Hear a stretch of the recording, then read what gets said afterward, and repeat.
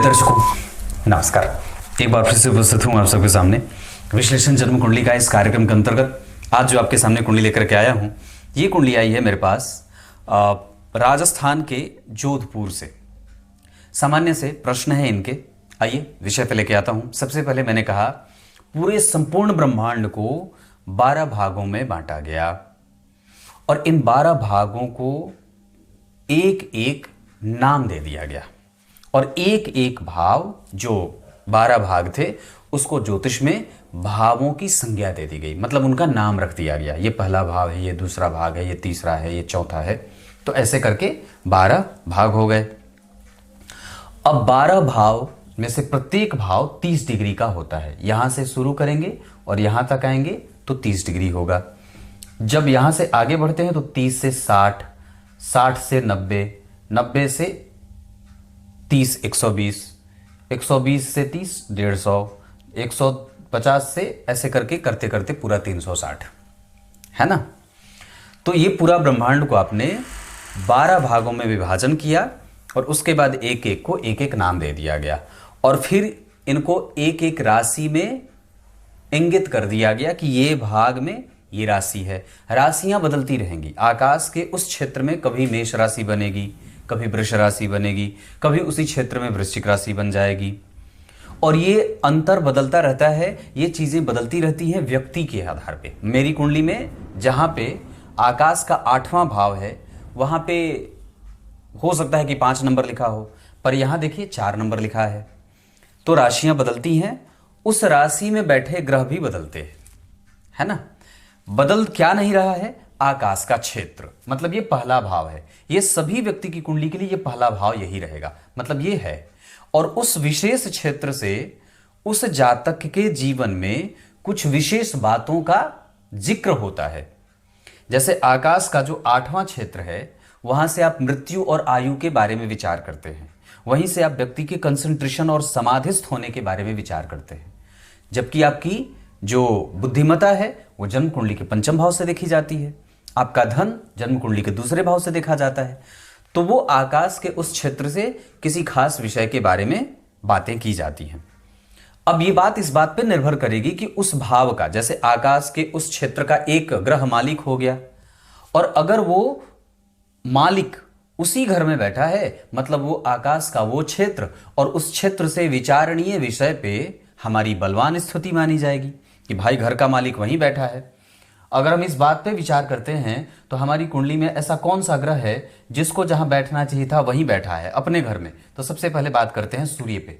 तो सूर्य जो है वो, इनकी राशि बनी है 5 नंबर, यहां पे बैठे, यहां नहीं है। मतलब इनकी कुंडली में कोई भी ग्रह, चंद्रमा को देखते हैं तो चंद्रमा बैठे हैं कहां पे?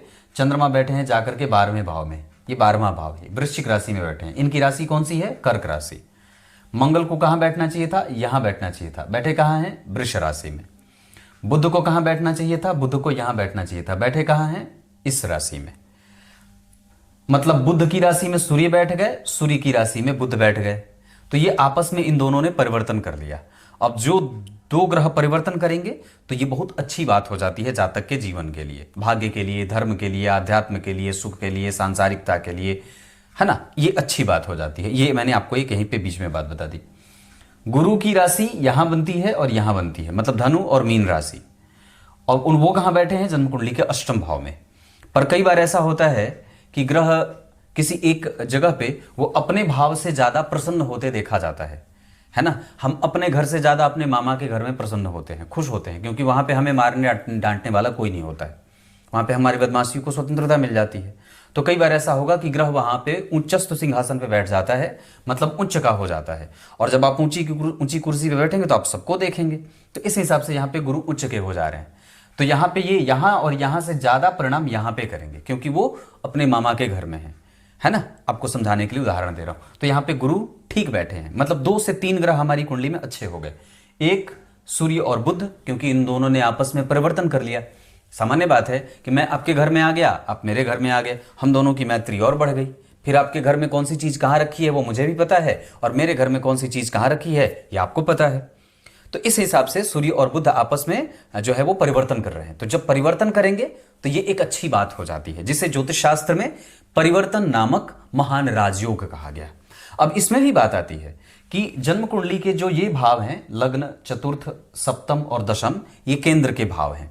तो केंद्र के भाव के स्वामी अगर त्रिकोण के, तो त्रिकोण कौन है? तो पंचम भाव और नवम भाव, ये त्रिकोण भाव कहे गए हैं।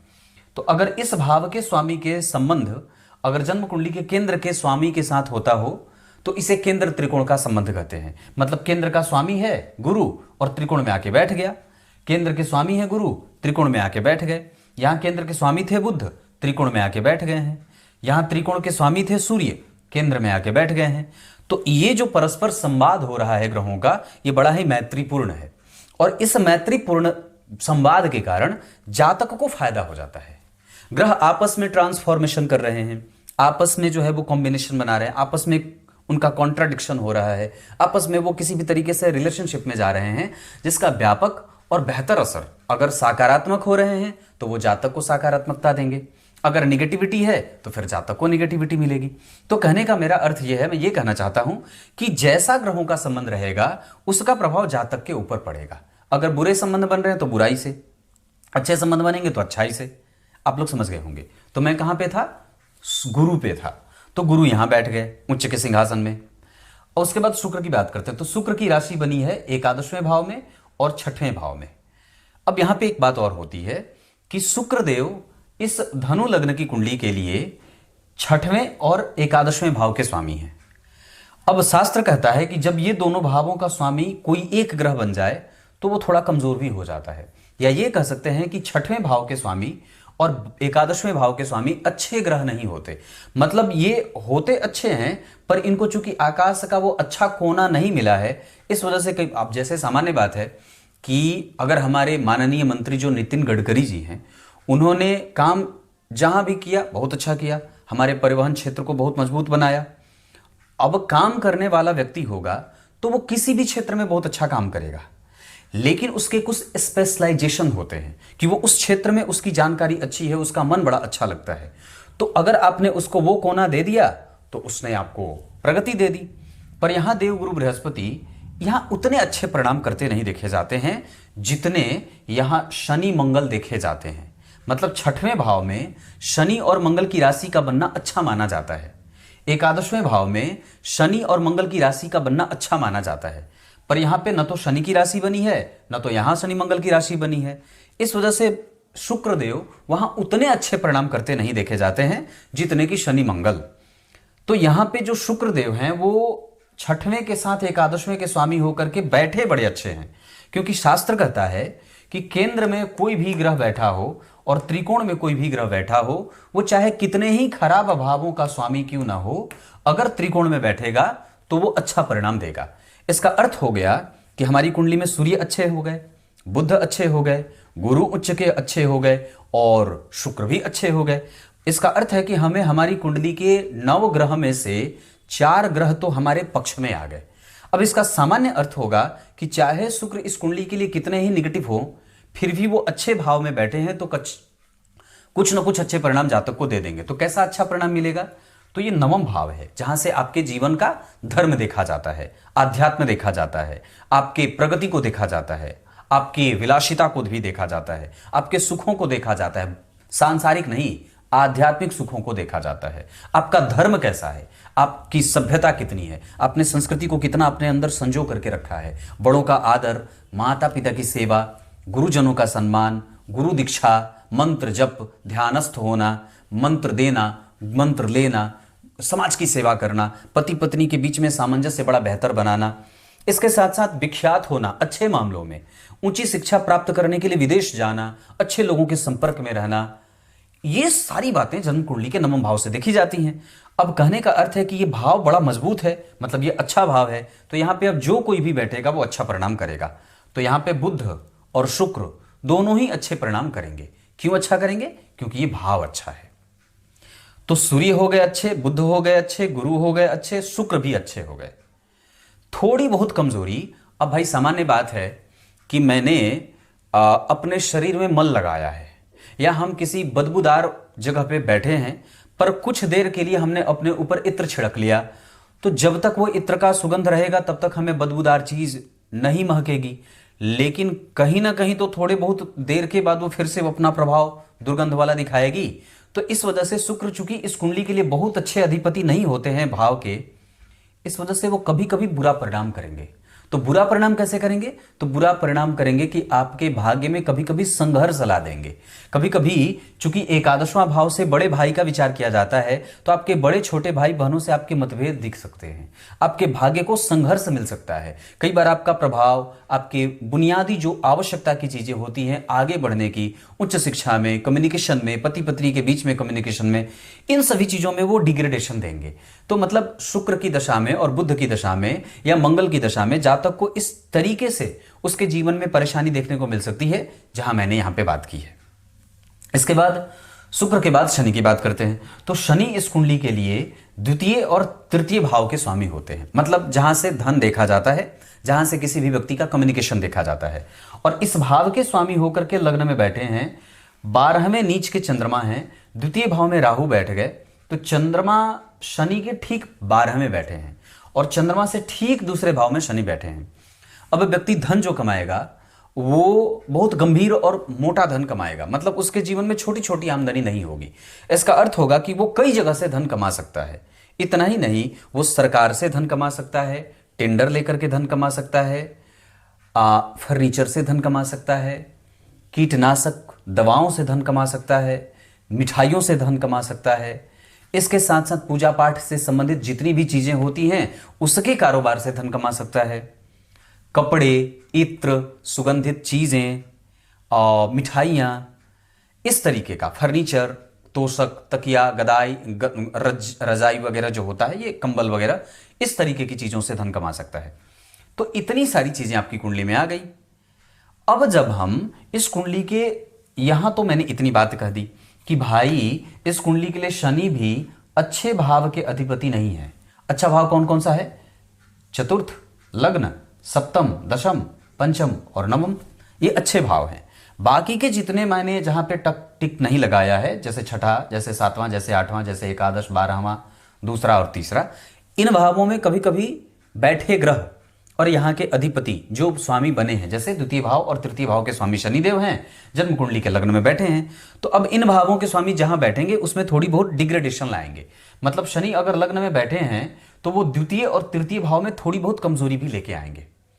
या ये कह सकते हैं कि इन भावों के स्वामी, इस भाव के स्वामी, इस भाव के स्वामी, यहाँ के स्वामी, यहाँ के स्वामी जहां बैठेंगे वहां थोड़ी बहुत बेचैनी लाएंगे। इसका अर्थ है कि अगर धन और तृतीय के स्वामी होकर के लग्न में शनि बैठे हैं तो लग्न में कभी कभी वो धार को कमजोर करेंगे। तो कैसी कमजोरी देंगे? शनि मंद के कारक होते हैं। जो ग्रह जिस चीज का कारक होता है उससे संबंधित क्षेत्रों में वो कमजोरी और मजबूती देता है। तो यहां कमजोरी करेंगे, क्योंकि द्वितीय और तृतीय भाव इस कुंडली के लिए बहुत सामान्य होता है। तो यहां पे वो व्यक्ति के व्यक्तित्व को सामान्य बना देंगे, उसके जीवन में प्रगति के पथ को थोड़ा कमजोर करेंगे, उसके व्यवहार को थोड़ा रूखा बनाएंगे, थोड़ा असंतोषी बनाएंगे, थोड़ा जिद्दी, हठी, गुस्सैल, क्रोधी, निर्मम, निर्दयी, इस तरीके का नेचर, असंतोषी प्रवृत्ति। तो ये जो नेचर है वो जातक के जीवन में लग्न में शनि के बैठने के कारण आएगा। और ये क्यों आएगा? क्योंकि उसके स्वभाव भाव में वो बैठे हैं। लग्न जो होता है ये पूरब दिशा है, ये पश्चिम दिशा है, ये दक्षिण दिशा है, ये उत्तर दिशा है। तो लग्न में बैठा ग्रह और लग्न पे देखने वाला ग्रह आपके व्यक्तित्व और आपके उम्र भर आपके उस गुण और दोषों को जो है वो नियंत्रित करता है। तो यहां लग्न में शनि बैठे हैं तो शनि जिन जिन चीजों के कारक होते हैं, जैसे देरी के कारक होते हैं, रुग्णता के कारक होते हैं, निर्दयता के कारक होते हैं, विलंब के कारक होते हैं, कमजोर जो है वो संतोष प्रवृत्ति को कमजोर कर देते हैं। व्यक्ति थोड़ा निर्दयी होता है, कठोर होता है, प्रैक्टिकल होता है, न्याय करेगा ऐसा नहीं, पर कठोर न्याय करेगा। अब वहां पे वो व्यक्ति कभी भी, जैसे एक ऐसा गुरु है जो कभी कभी अपने शिष्य को थोड़ा चलो ठीक है कोई बात नहीं क्षमा भी कर देता है, उसकी गलती नजरअंदाज कर देता है, पर शनिदेव नजरअंदाज नहीं करते। ये आपको कहते हैं कि अपने पूरे पराक्रम को पूरे नियम के साथ करो। अगर आपके पराक्रम में थोड़ा भी आपने कुछ कमजोरी की, उलटफेर किया, तो फिर ये आपको कमजोर परिणाम देने लगेंगे, आपके काम को कमजोर करने लगेंगे। तो कुछ इस तरीके का परिणाम जातक के जीवन में देखने को मिलेगा। तो क्या होगा? व्यक्ति थोड़ा संतोषी होगा, उसका काम रुकेगा, उसके काम में थोड़ा विलंब होगा और निश्चित रूप से सारे काम बनेंगे, इसमें कोई संदेह नहीं है कि आपका परिणाम मिलेगा, लेकिन देर से मिलेगा। इतना ही नहीं, व्यक्ति जो होता है वो थोड़े सांवले प्रवृत्ति का सांवले जो है वो सूरत का होता है, सांवली सूरत उसकी होती है। अब ये सांवला क्यों है? क्योंकि शनि जो है वो भगवान ठाकुर जी मतलब कृष्ण भगवान के बड़े अनन्य भक्त हैं। उनकी भक्ति इन्होंने इतनी स्वीकार कर ली, इन्होंने इतनी भक्ति अपने अंदर समा ली अपने अंदर कि वो नीले और काले हो गए। तो इसी वजह से यहाँ पे जातक का जो रूप रंग होगा उसी शनि के जैसा होगा। अच्छाई क्या है इस कुंडली में? सूर्य का दशम स्थान में बैठना। दूसरी अच्छाई क्या है? शुक्र और बुध का भाग्य भाव में बैठना। तीसरी अच्छाई क्या है? उच्च के गुरु का अष्टम स्थान में रिसर्चर बनाना, साइंटिस्ट बनाना, खाने पीने की सामग्री का कारोबार करना, विदेश गमन करना। अपने जन्म स्थान से दूर जाकर के व्यक्ति जितना ज्यादा रहेगा उतना ही बढ़िया काम करेगा और उतना ही ज्यादा उसके प्रगति के पथ को अग्रसर होते देखा जाता है।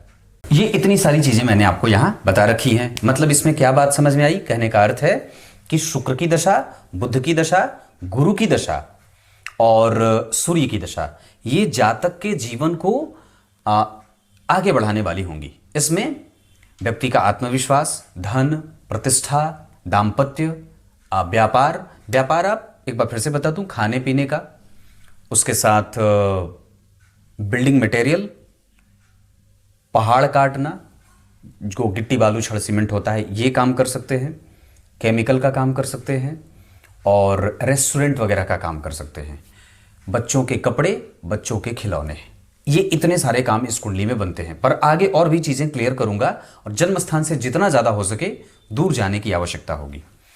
पंचांग में बातें आती हैं, दक्षिणायन में जन्म है, इस वजह से काम थोड़ा धीरे धीरे डिले शुरू होगा, जीवन धीरे धीरे पटरी पे आएगी।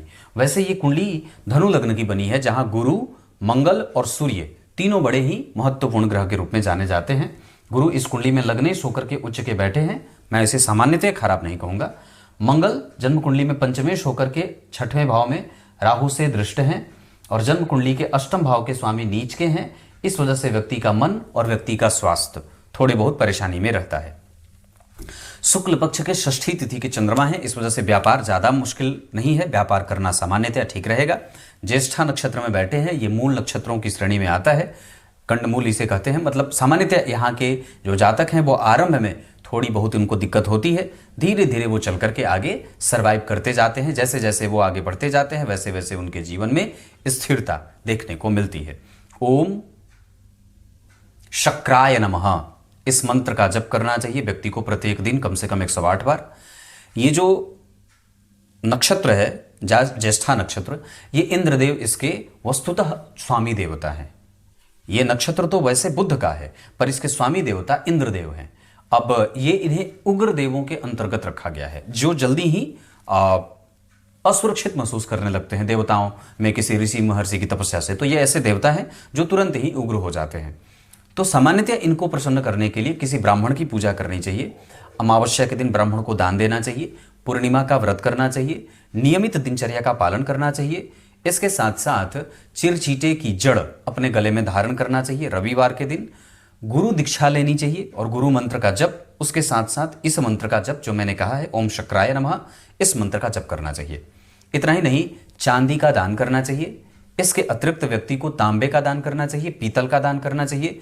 दार्शनिकता अपने जीवन में बना करके रखने की आवश्यकता है। ये कुंडली दार्शनिक है। इसके अतिरिक्त अगर मैं बात कर दूं तो आयुष्मान योग में जन्मे हैं, इस वजह से आयु बहुत अच्छी है। ब्राह्मण वर्ण और राक्षस गण के हैं नक्षत्र के आधार पे, इस वजह से व्यक्ति में खाओ पियो मौज करो ये भी सिद्धांत है और कई बार वो जियो और जीने दो के सिद्धांत को भी अपने जीवन में लाता है। वैसे इस कुंडली में हमारा व्यक्तित्व तो बहुत अच्छा है, हम गंभीर हैं, हम न्यायप्रिय हैं, हम सही हैं और शुद्ध भी हैं। इतना ही नहीं, हमारे नेत्रों में कोई परेशानी ना हो ये हमें ध्यान रखना चाहिए। इसके अतिरिक्त हमारी मज्जा कमजोर ना हो, बोन मैरो कमजोर ना हो, हमें उसको ठीक करने के लिए आप जो भी चीजें कर सकते हैं वो कर सकते हैं। नेत्र ज्योति कमजोर ना हो, रक्त में कोई परेशानी ना हो, एक्जिमा और चमड़े से संबंधित स्किन से संबंधित कोई इन्फेक्शन ना हो, इसका ध्यान रखना होगा। जितना ज़्यादा हो सके रक्त को साफ करना चाहिए, इस तरीके की चीज़ें सेवन करनी चाहिए।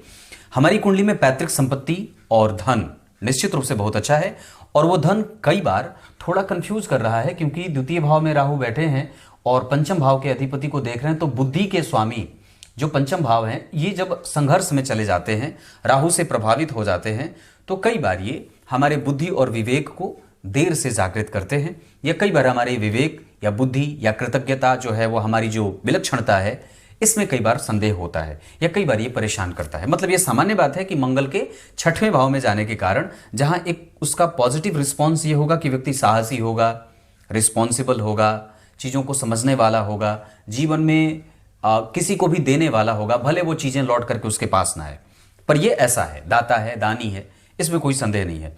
पर समस्या क्या है कि पंचम भाव के स्वामी के ऊपर जो कि मंगल हैं, उसके ऊपर राहु की दृष्टि जब पड़ जाएगी और चंद्रमा जब नीच के हो जाएंगे, पंचम के कारक गुरु जब राहु और केतु के संपर्क में आ जाएंगे, तो व्यक्ति अब जितनी भी मेहनत करेगा उसमें उसको थोड़ा विलंब होगा, क्योंकि पंचम भाव मेहनत करने के बाद परिणाम का होता है। और जब पंचम के कारक गुरु भी अष्टम भाव में जाएंगे तो यहाँ संतान में, दाम्पत्य में, विवाह में, विलक्षणता में, कृतज्ञता में, इन सभी चीज़ों में थोड़ी थोड़ी कमजोरी व्यक्ति को देखने को मिलती है। या धन के सुख में, धन जो आपने कमाया उसका सही खर्च ना हो, गलत जगह पे व्यय होता रहे, निर्णय गलत होते रहें, चीज़ें व्यक्ति गलत उठा करके घर पे लाता है, तो ये इस तरीके की जो चीज़ें हैं वो पंचम भाव के अष्टम भाव में जाने के कारण होता है, या पंचमेश के अष्टम भाव में जाने के कारण होता है। विवाह में भी दिक्कत होती है, कई बार व्यक्ति धन एक जगह से समझ में नहीं आता है, उसको कहाँ से शुरू करूँ, कहाँ से कमाऊँ, तो ये सब चीज़ें मंगल की दशा में होते देखी जाएंगी। आगे बढ़ के बात करता हूं, तो ये बात मैंने राहु के बारे में कही थी। अब उसके बाद मैं भूल गया क्या बोल रहा था। दशमांसा कुंडली पे लेके आता हूं। दशमांसा कुंडली के लग्न में गुरु और सूर्य जैसे ग्रह का एक साथ बैठना, नौमांसा कुंडली में गुरु और शनि का यहां बैठना, बुध और शुक्र और चंद्रमा का यहां बैठना, और सप्तम भाव के पीछे सूर्य का बैठना और आगे मंगल का बैठना, सप्तमेश का अष्टम भाव में जाना, ये थोड़ी कमजोरी देता है। सप्तम भाव में राहु का बैठना, ये दाम्पत्य में एक शंकालु प्रवृत्ति की पत्नी को देख रहा हूं, ऐसी ही आ जाती हैं। उनका टेक्निकल पक्ष बहुत अच्छा है, उनकी कन्विंसिंग कैपेसिटी अच्छी है, पर विवाह में थोड़े बहुत मतभेद इस कुंडली में देखने को मिल रहे हैं। ऐसा मैं इसलिए कह रहा हूं कि नवांश कुंडली में शनि और मंगल एक दूसरे को देख रहे हैं। यहाँ पे वाणी का सुख सामान्य है, इसे मैं बहुत अच्छा तो नहीं कहूँगा पर सामान्य ही कहूँगा। नवमांसा कुंडली के तीसरे भाव में जहाँ शुक्र और चंद्रमा बैठे हैं धनु राशि के, उसके स्वामी द्वितीय भाव में बैठे हैं। लग्न कुंडली में द्वितीय भाव में राहु का प्रभाव है, इस वजह से व्यक्ति मेहनत करके धन कमाएगा, उसे आसानी से कोई भी चीज़ नहीं मिलती है, बड़ी रगड़नी पड़ती है, चीज़ों को अपने पक्ष में लाना पड़ता है। ये सब चीज़ें भी दिखने को मिल रही हैं, खास करके गुरु और शनि की दशा में विशेषतया। हमारा रिसर्च हम कई बार दिमाग वहां लगा रहे हैं जहां हमें आवश्यकता नहीं है। दशमांसा कुंडली में भी उच्च के गुरु के साथ सूर्य का बैठना, ये बहुत अच्छा दशमांसा दिखा रहा है। 12वें भाव में मंगल और केतु का बैठना, ये जो एक संतुष्टि होती है अपने करियर को लेकर के, उसमें थोड़ा सा सेंध लगा देते हैं कमजोरी का। दशमांसा कुंडली के 6वें भाव में राहु का प्रभाव, व्यक्ति साहसी है, चीजों को समझने वाला है, लेकिन मंगल 12वें और चंद्रमा सप्तम भाव में बैठे हैं, इस वजह से व्यक्ति को यहाँ पे भी व्यापार का ही पक्ष उजागर करते हुए देख रहा हूं। व्यक्ति व्यापार ही करेगा, वो अपने जीवन में मेहनत करने के बाद जितनी भी चीज़ों उसको प्राप्त होनी है वो थोड़ी देर से होंगी, क्योंकि यहाँ पे भी मैंने बात बताई थी।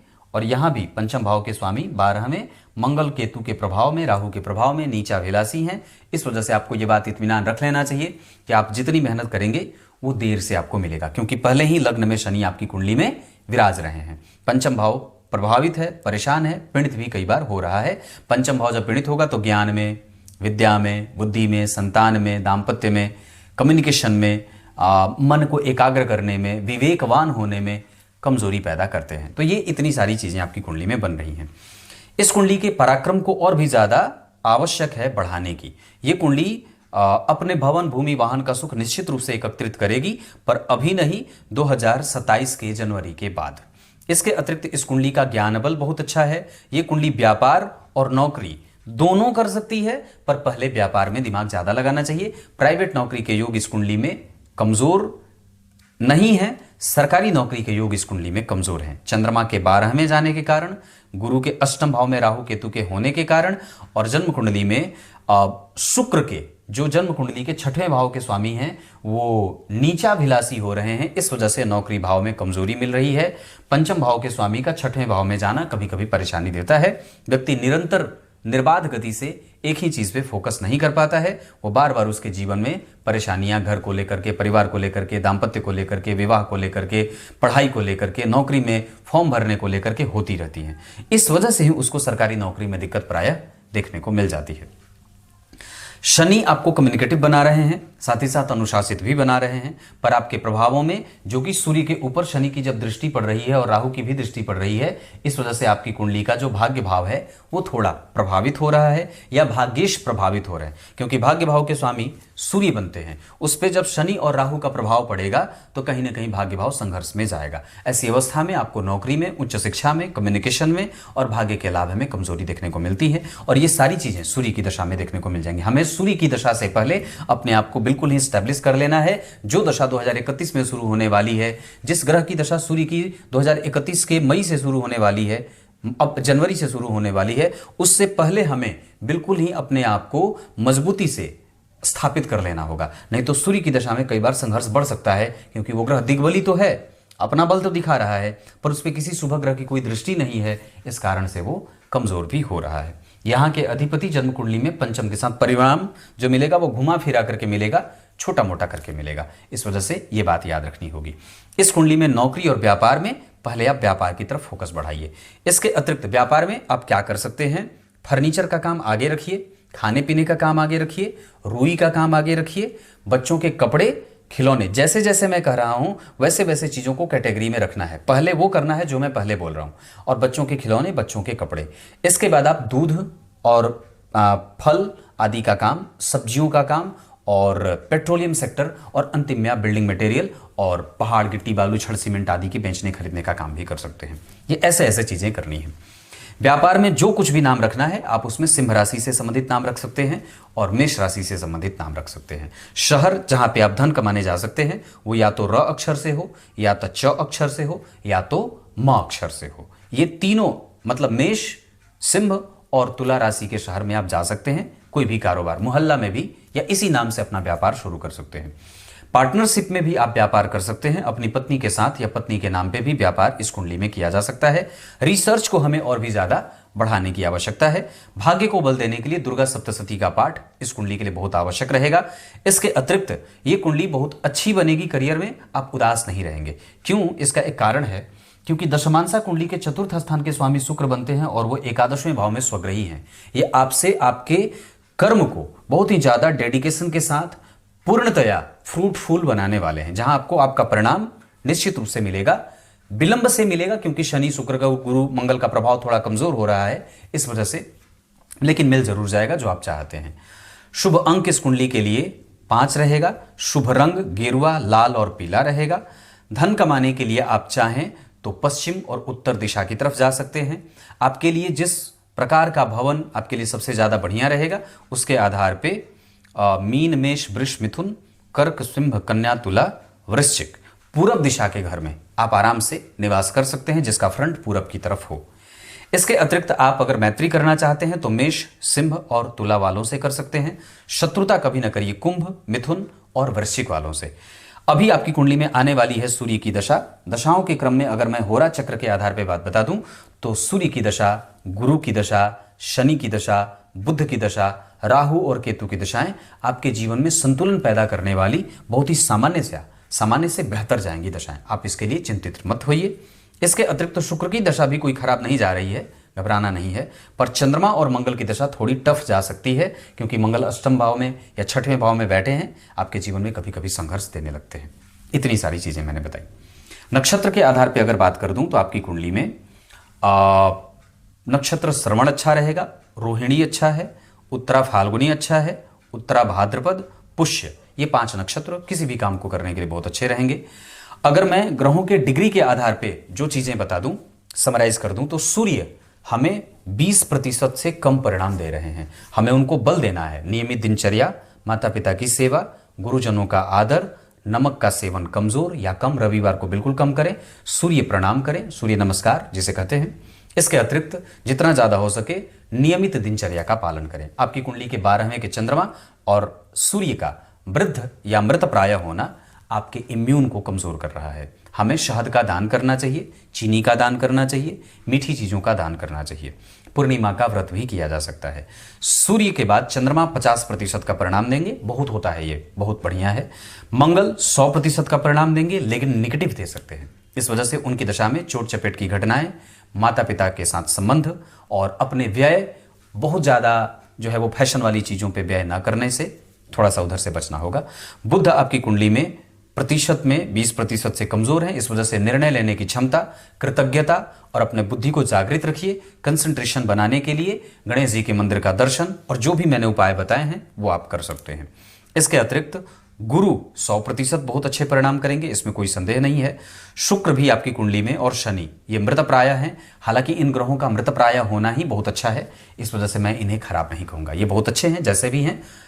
अकारक ग्रह, मारक ग्रह और कुंडली के पापक ग्रहों को कमजोर होना ही ठीक होता है। वो बहुत ज्यादा बलवान हो जाएंगे तो जीवन में अपनी दशाओं में कष्ट भी देने वाले हो जाते हैं।